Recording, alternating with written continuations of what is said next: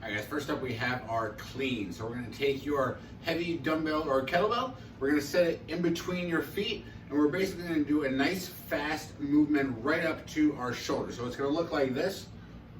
Right, hinge at the hips, keep the chest up high, give that dumbbell or kettlebell a nice big squeeze, and then flip it right up under your chin. So you see the kettlebell sits nice in the crook of my arm. If you have a dumbbell, it just kind of sits right in the rack position in front of your shoulder. And bring it back down, get set, squeeze hard, boom, nice and fast.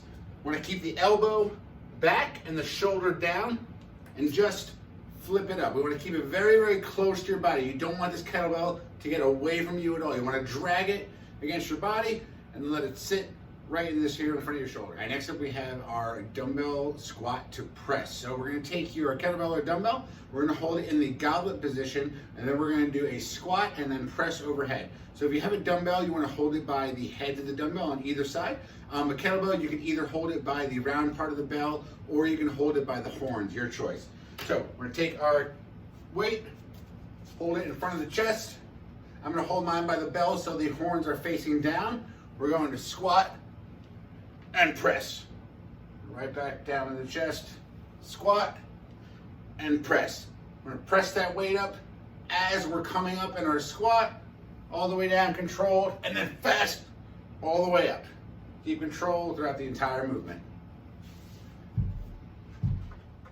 All right, next up we have our dumbbell hip bridge. So you're gonna take your heavy dumbbell or kettlebell, we're gonna go on the floor, and of course, if you want to add a little more range of motion, make it a little more difficult, you can either elevate your feet or elevate your upper back onto a surface. We're gonna take our weight, throw it right on the crease of our hips, so we're moving all the weight with just our hips. Set your feet and your shoulders, and then we just squeeze the butt up, chin's forward, eyes are forward, get a little pause at the top, and squeezing that weight. You wanna put as much of this weight on your hips as you can and hold this weight so it doesn't roll back in your face, and give it a nice big squeeze for about a second or two at the top of each rep. All right, next up we got Superman. So we're gonna go on the floor. We're gonna go hands and feet just a little bit wider than shoulder width. Thumbs are up in the air. And then we're gonna lift everything up as high as you can. We're gonna hold this position about 10 seconds and then relax. Wait a couple seconds, and then we're gonna go everything all the way up, feet are up, arms are up, upper back is squeezed, glutes are squeezed, hold 10 seconds, and then relax. All right, so now we have our goblet squat AMRAP. So AMRAP stands for as many reps as possible. So basically we did our goblet squat to overhead press before. We're just gonna eliminate the overhead press. We're gonna do as many goblet squats as you possibly can. So as usual, that means that we wanna go until our form breaks down. We don't wanna actually go until complete muscular failure. That kind of does the opposite of what we want. Things to look for when you're seeing if you're going to fail on a rep. If your knees start to cave in, if your back starts to round, if you feel like you're not going quite as low as you can, or it's just getting really, really hard and you feel like you only have 2 or 3 reps left in the tank, that's it, you're done. You're gonna be done for that set. We don't wanna go to complete failure, just pretty close.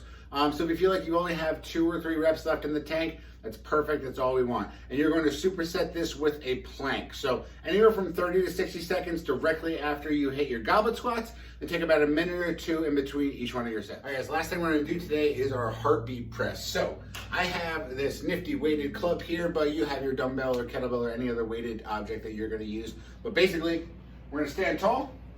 And for this, I'm gonna stack my hands, but if you have a dumbbell, you can do the same thing. Kettlebell, you hold it by the horns.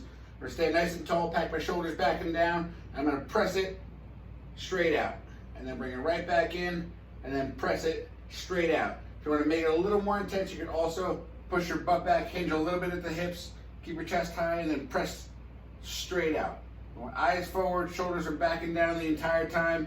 You don't wanna move too much. We don't wanna let our back bend or overarch. We wanna keep everything nice and straight, and just keep pressing that weight straight in and out.